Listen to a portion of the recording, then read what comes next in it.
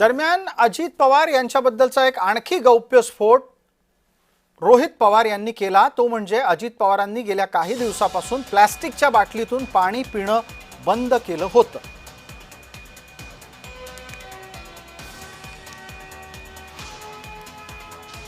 म्हणजे हे जे काय आहे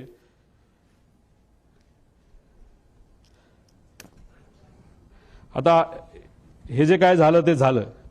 ही गोष्ट कदाचित दादांच्या मनामध्ये असावी की कधीही काही होऊ शकतं।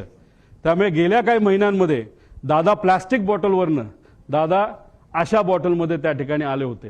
का आले होते, कशामुळे आले होते, ह्याच्यात काय करू शकता येत नाही।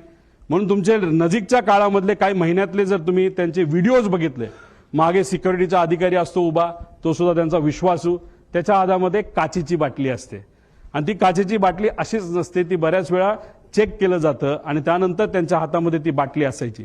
मग दादा प्लास्टिक बाटलीवरनं दादा या बाटलीवर का आले,